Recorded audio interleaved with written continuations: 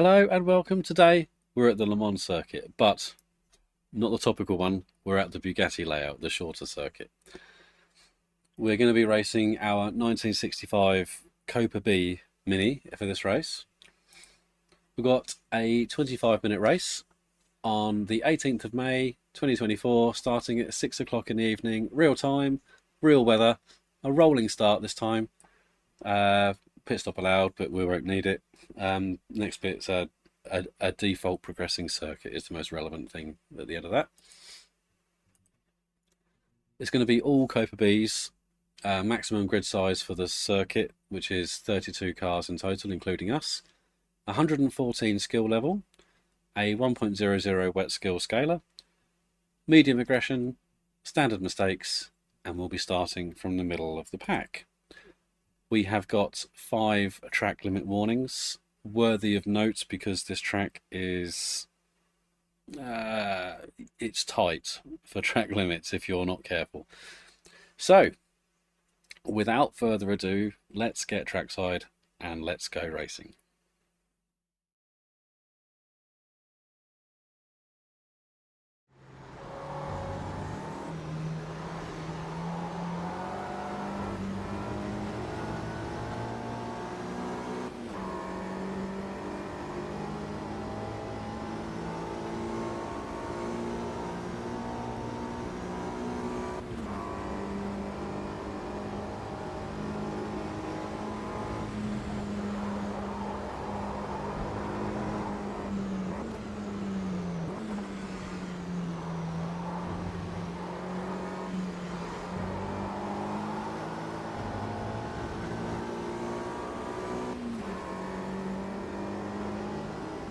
Just a tiny bit of contact there. That was a bit of me, really, I think. I don't think they moved, I think that was me. Oh, he hung it around the outside. Well played, mate.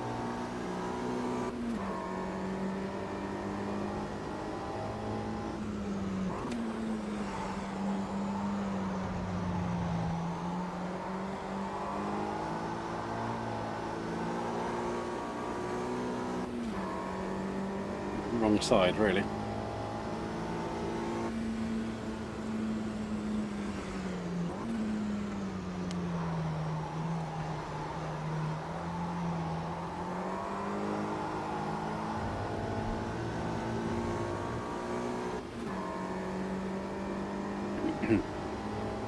Right, it's my brother's Mini we've got to watch out for, really.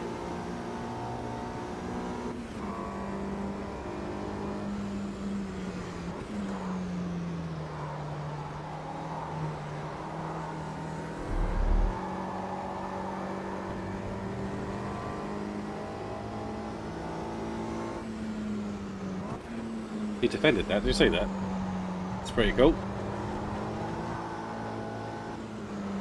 I mean, it wasn't vigorous, but it was still nice to see.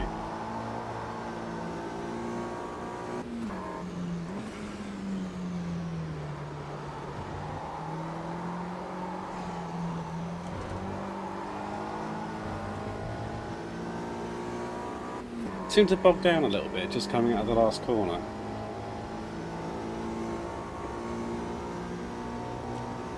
It'll be interesting to see if Daniel catches this, if he does the same in his green Mini.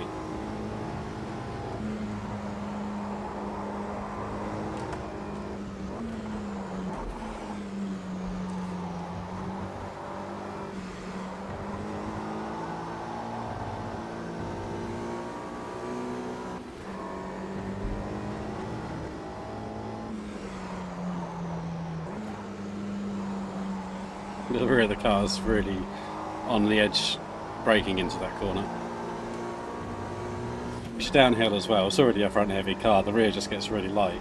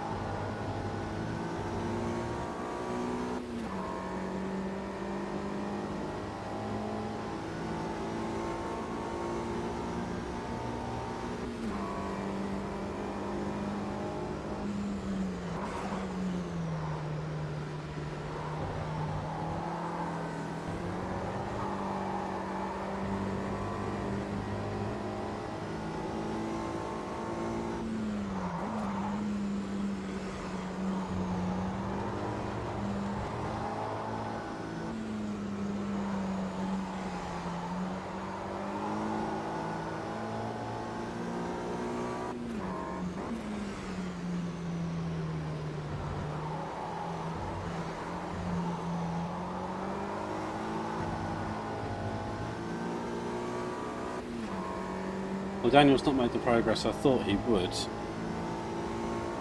so far, but I don't think it'll be long. I think he'll be on us.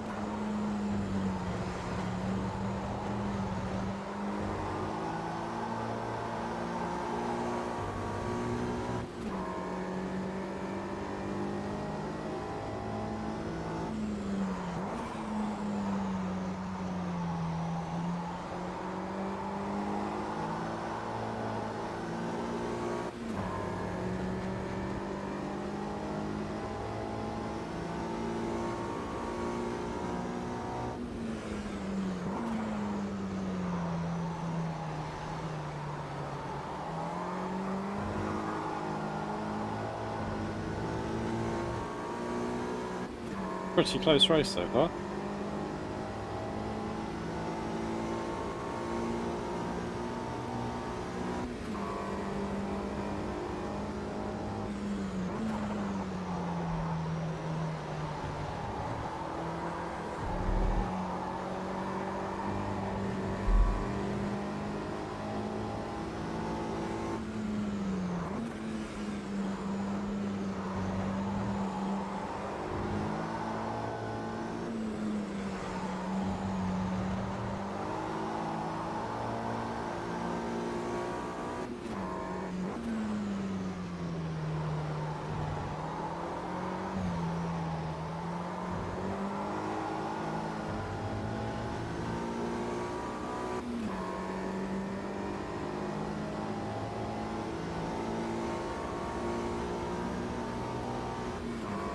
Just for clarity, we're using the normal fuel mix at the moment, so the middle of the three.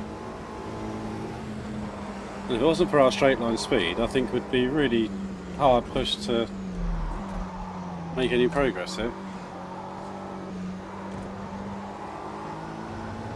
It's twice I've messed that exit up.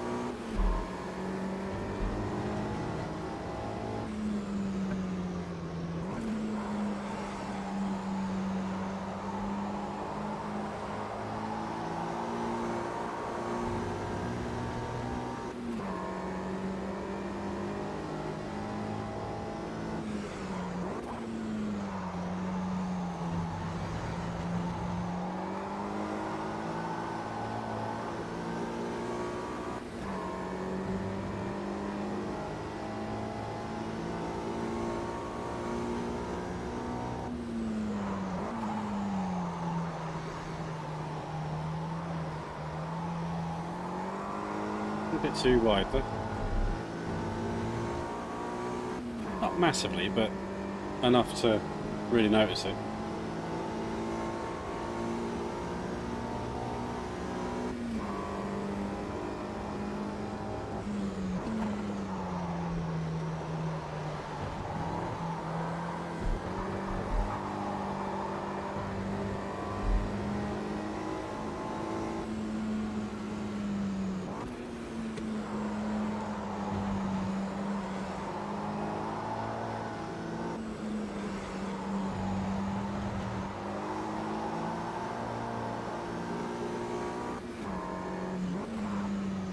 Daniel's gaining on us. He's got only one car between him and us now. Just the blue Puma behind us. Once he clears the blue Puma, he's on us. So need to keep making progress here. Oh, sorry mate. Sorry. Misjudged that.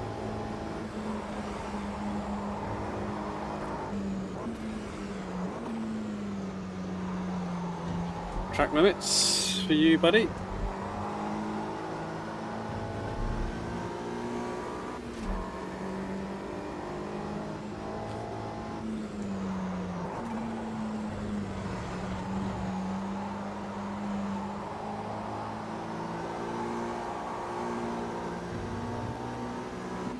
But the tighter entry there sort of makes the car a bit more stable on the brakes, but it doesn't really help me much on the exit, does it?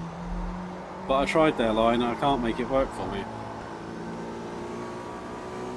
The front of the car never really hooks up if I take their line.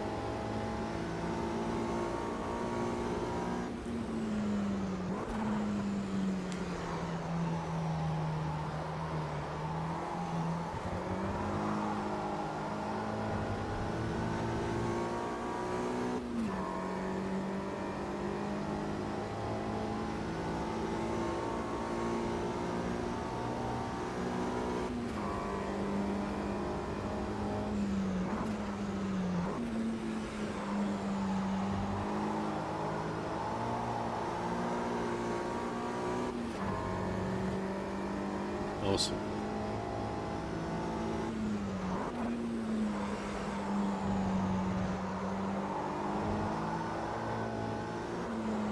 Oh, too fast in. Come on.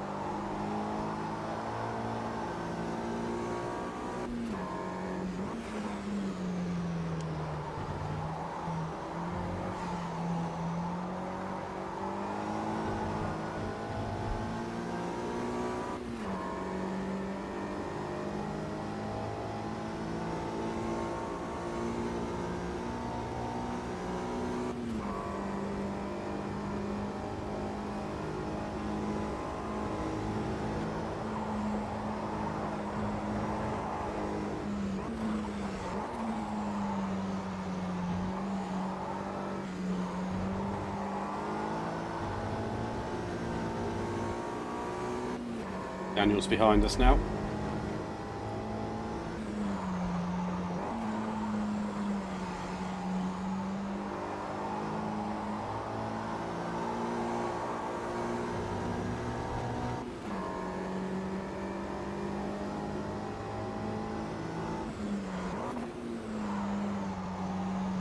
Changed down a bit too early there. Well, the car didn't like that at all.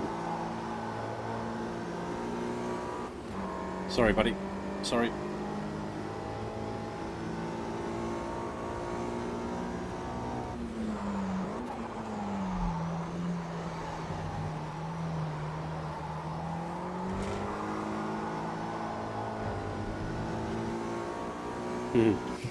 Daniel's coming for us.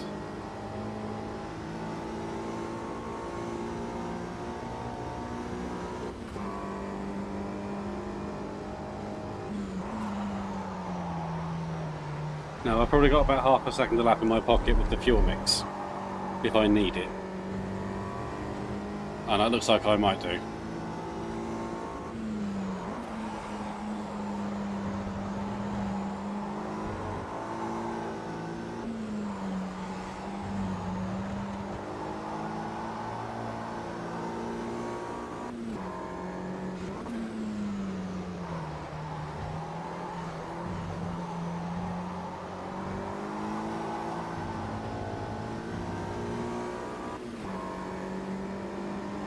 But we'll see how he compares. Oh, a 207.8 on medium fuel. I'm happy with that. That's a good lap back.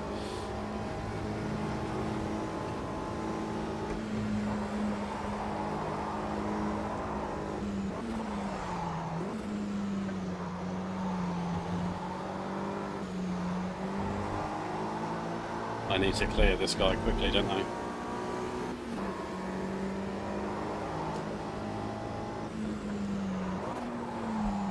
I need to keep putting cars between me and Daniel, if I can. Don't want to push him out wide though. Oh, it's coming.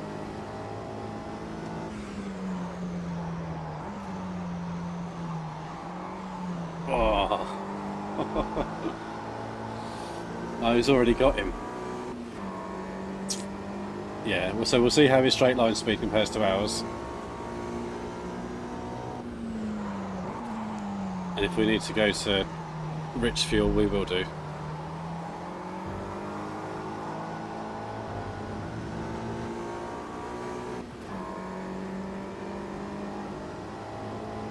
He's really lining us up, look.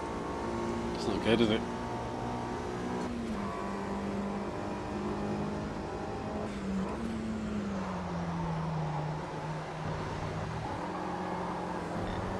Okay, alright. Excuse me.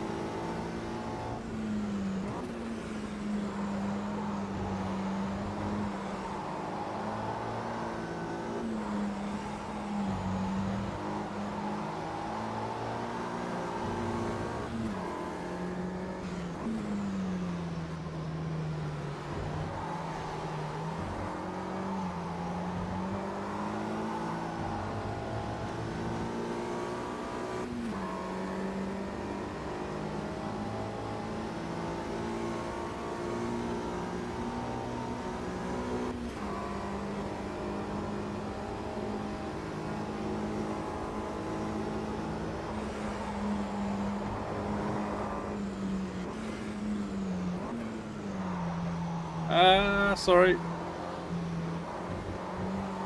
Got lucky there. I rolled off the brakes to defend from the guy behind me and wasn't expecting the goal to... Or was it the Passat? Is that a Passat or a Gol? Wasn't expecting the red car to drop its speed quite so sharply.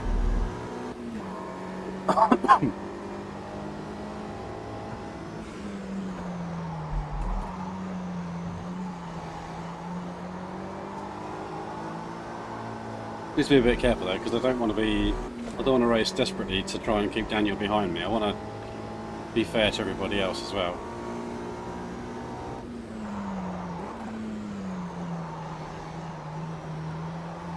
When I say that, I mean Daniel's an AI car anyway, but he's the car that I'm worried the most about.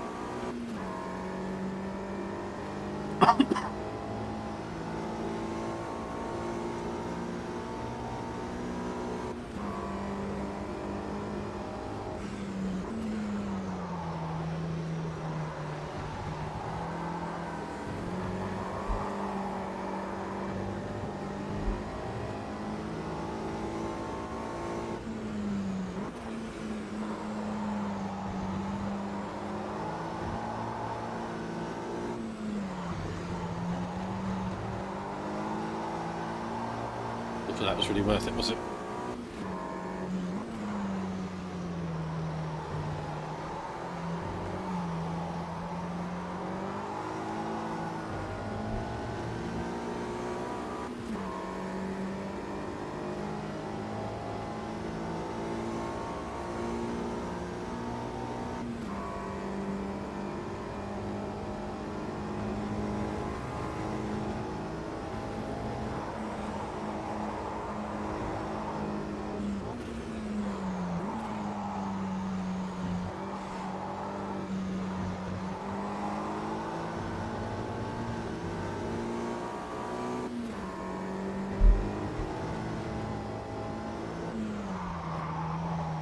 No, no, no, no, no.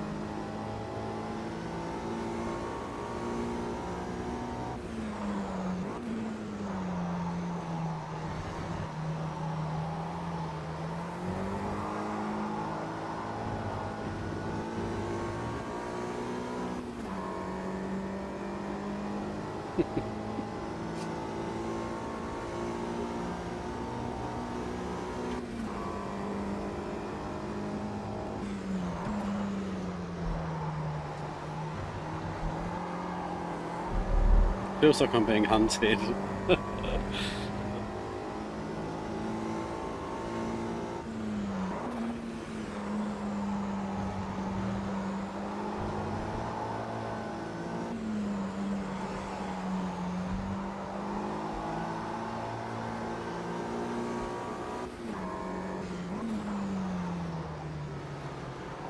Oh, come on, lads.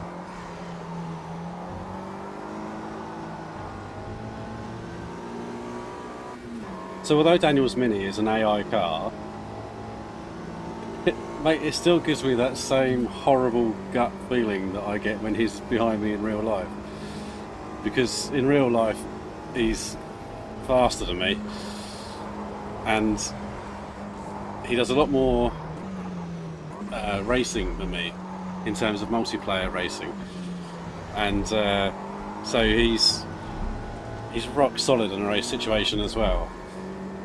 So it's just like if he's there, you know you're in for a real fight.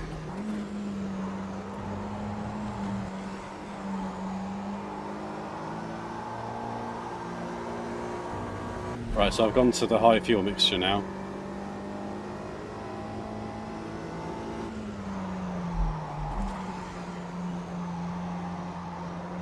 Come on. Oh, he's already there, look. Have to keep on his quarter panel. Can't afford to let him cut across.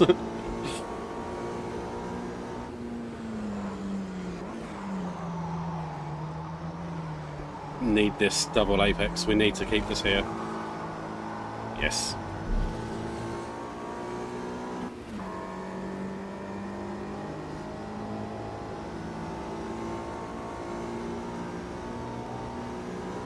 He'll be back though.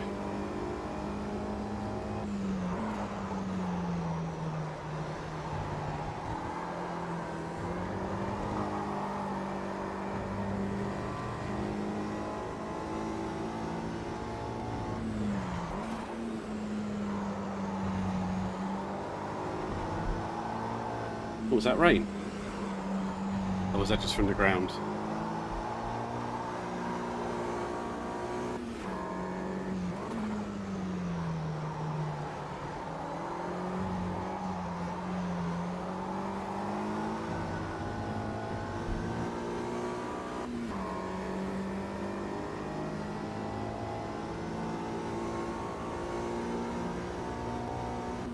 I do wish we didn't have quite such a speed advantage on the others.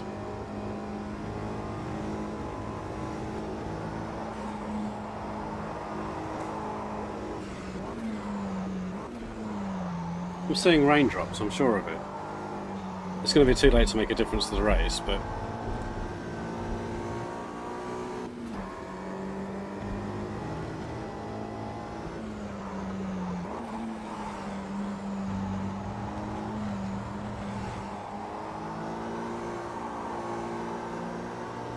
yeah, definitely. Look.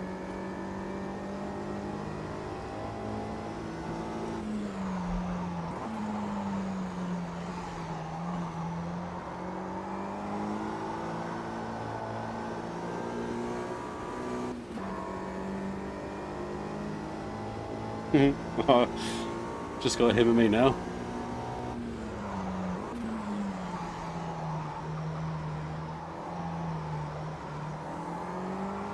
Well, he ran wide there, look. He ran wide. Becerra got him back. Ooh. Come on.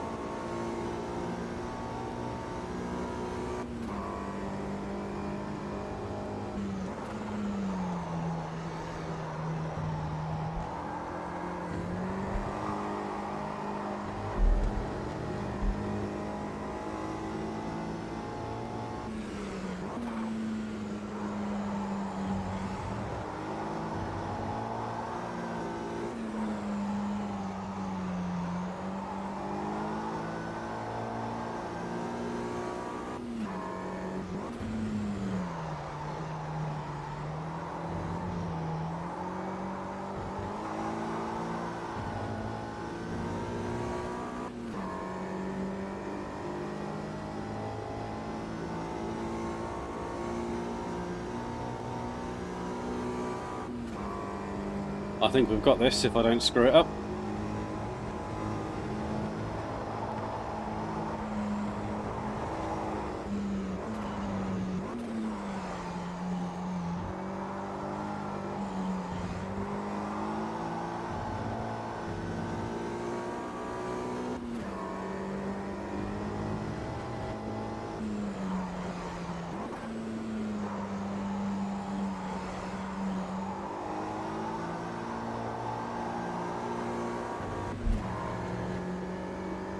I think Becerra has helped me out there.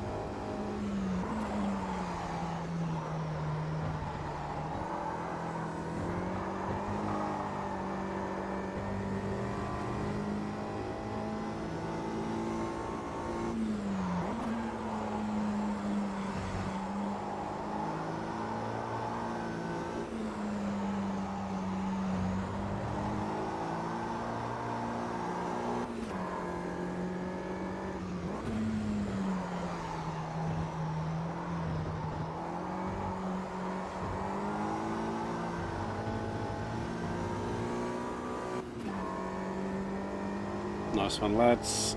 Happy days.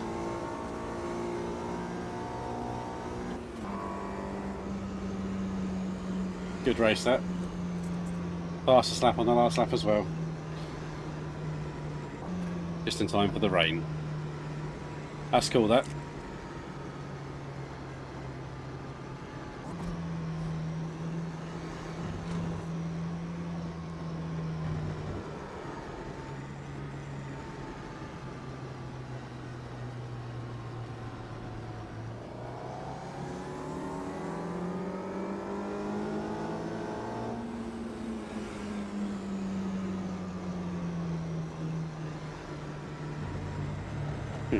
Very cool.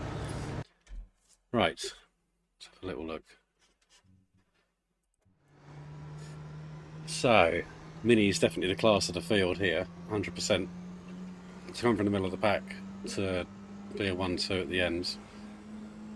Daniel was definitely faster than me. Well, Daniel's AI car was definitely faster than me, so we got it by just under a second. 207.7, look, he got a 207.3. That's how much quicker he was.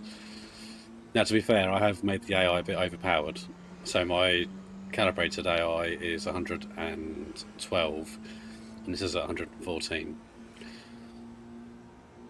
Yeah, so yeah, the Unos, the Golds, the Pumas, the Chevettes. It's quite a nice mixture. But yeah, right, well, we'll get into the detail of it, and I'll see you in just a second with that.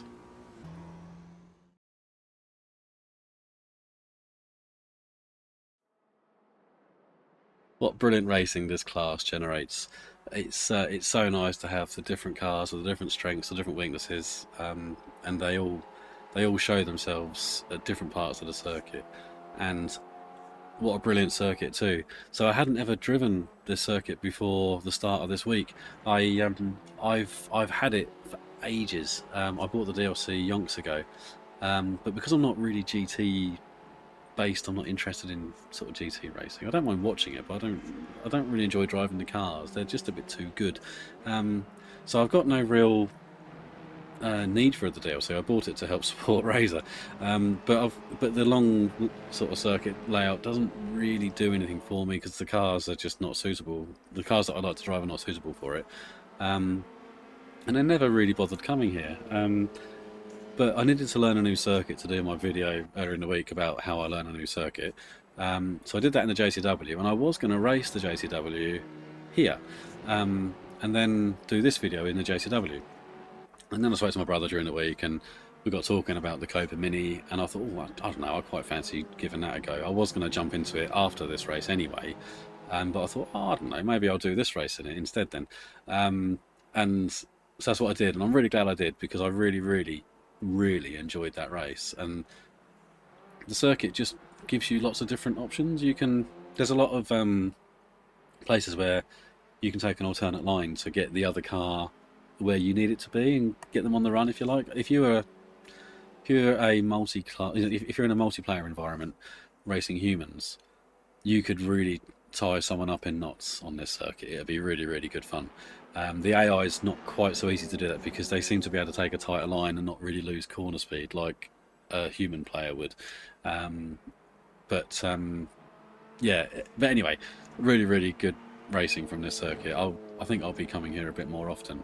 Anyway, so also the weather almost played a part. I think if the race had been offset another 15 minutes, starting 15 minutes later, I think we would have had enough water on the circuit to make things interesting. As it turns out, it just came just a little bit too late and didn't really affect the grip much at all. My fastest lap was the last lap, so it didn't really affect grip hardly at all. In fact, it probably had more of an effect in its visuals because you see the water on the screen and you think, oh, it must be getting wet, I better slow down.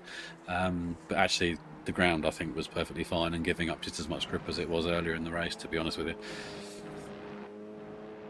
I thought it was a pretty good job that Dan didn't catch me. I have all the other cars that were between me and him to thank for that. They all made Daniel work for it. Especially Zara in the JPS Lotus at the end. sorry, the JPS Lotus coloured Uno at the end. I think I might owe him a big packet of biscuits and a nice hot cup of tea, maybe with a bit of sugar in it, because without him making Daniel's life harder at the end of the race, I think Daniel would have caught me, and I think we might have had a different result. But either way, though, yeah, I thought it was a pretty good job he didn't catch me. But the sick, sadistic part of me and the masochistic part of me does kind of wish we had an extra 4 or 5 laps just to see what would have happened and how Daniel was making his lap time compared to me, because he was clearly quicker. I mean, his fastest lap was a 2:07.3, mine was a 2:07.7. I have done low 2:07s in my practice, but I couldn't do it as a race pace. It was one of those ones where, as a TT style lap, where you're at risk of track limits or just completely messing it up, really. The 2:07, the late 2:07s, early 08s were where the car sort of settled in and was comfortable and you could do those laps all day. You know, that was like an endurance sort of pace, or a really good, safe race environment. You know, so yeah, I don't think I could have matched his pace, and I think again another 3 or 4 laps, 4 or 5 laps would have seen him win the race, probably by quite a distance actually. I think if he'd have got past me, we wouldn't have seen which way he went. And he nearly did as well, coming into this double right, didn't he? We were lucky to hang on. I just had enough overlap to keep on his right rear quarter panel, and without that, he would have come across, and he tried to as well. He would have come across, had the line, and there's nothing I could have done about it after that, I don't think. So yeah, we just held on to that by the skin of our teeth. Then there was no room for error at all throughout the whole race, which is why I sort of chose that endurance sort of style, pace and driving style, to make sure there were no errors. So even if he caught me, you know, we could be pretty sure of our lines and that we weren't going to get loads of track limits and end up getting a penalty or anything silly like that. So my calibrated AI strength with this car, and the keyword there is car, not class, is 112. So me and Daniel are equal at 112. So I bumped it up to 114 to help bring the other cars in line, because at this circuit in particular, the minis are just really, really strong. And like you saw, we could start from the middle of the pack and work our way through. We're almost working together in tandem, getting through the pack. So the Mini here is very, very strong. So I bumped the AI up just a little bit, knowing Daniel was going to be pretty much unstoppable. If he started ahead of me, I'd have been knackered. I'd have been racing for second. As it turns out, he was just a few cars back, and it made the race a bit more edgy for me. So the I forgot where I was going with that now. Yeah, so yeah, sorry. It was done to help the other cars get them up to speed. Now, in the past, I've done a custom AI file for the other Mini to help slow it down and bring it towards the other cars. But I can't do that at the moment because I'm logging the AI speed discrepancies across the entire lap and also the balance within the lap. I'm making logs of that, and we're going to make that log available to Reiza, so that hopefully they can use it to help balance out the class a bit better throughout the different circuits that we go to. And doing that with all the cars I'm driving as well. But especially in this class, I can't run a custom AI file on the other Mini because it's the only yardstick I've got that makes my log, my logging reliable and valid for Reiza. Because if I go messing around with the AI file for the other Mini, there's no point of reference anymore to say, yeah, you know, we're X number of tenths behind, ahead, whatever, than the other Mini, which is the only true yardstick. So I have to keep the other Mini as a standard AI, or as standard as I possibly can. Livery is okay, but the AI, custom AI file, making it, I can't do anything that will adjust its speed, essentially. Which is a bit of a shame, because it means that the Mini generally does feel a little bit too quick compared to the other cars. around all the different circuits you go to, the Mini is nearly always up or near the front. So it's a bit of a shame, but anyway, we'll keep plugging away, and hopefully the logging that we're doing will tell a story, and it will show the relative strength of the Mini compared to the other cars. Or maybe it will show that maybe it's just that I'm wrong, and that actually it's perfectly fine. You go to these other circuits and you'll find that you're well down the field. So we'll see how the story pans out with the different logging that we're doing. The other bit of good news is that I've not been able to do endurance races with this car because of the fuel capacity. So it's only got 26 litres in the Mini, and all the other cars can do, they're like 45, 50 litres, and they can all do an hour before they need to stop for fuel. The Mini can only do just about 30 minutes, so it means that any race over 30 minutes is pretty much pointless, because you have to stop for fuel and they don't. So you have to then turn the fuel use off, which I just don't. Yes, you can do it. I just don't like the idea of it. I like to have to think about stuff like fuel use.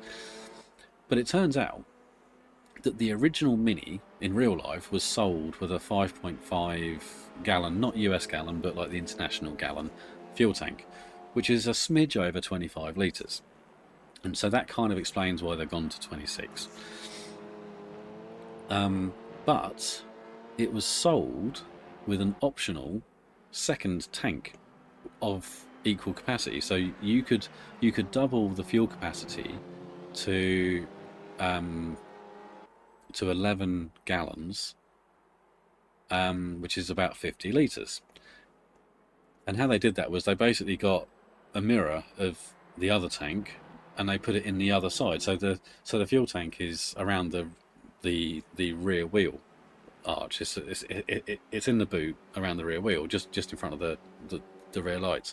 And if you look at the model in the game around that area, you'll see that there's two fuel filler caps, one on each side. You see it just here.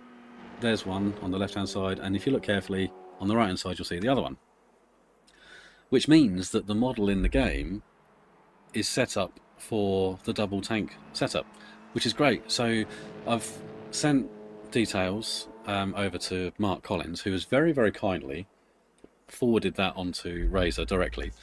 So they've got it in their log now to have a look at it.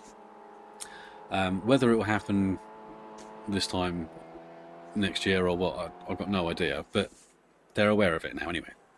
So hopefully at some point in the future-ish, we'll have an increased fuel capacity for the 1965 Cobra S, and then that will open up the type of races that we can do with it, and do more of the endurance races, and still be in with a shout against these other awesome cars that we're racing against.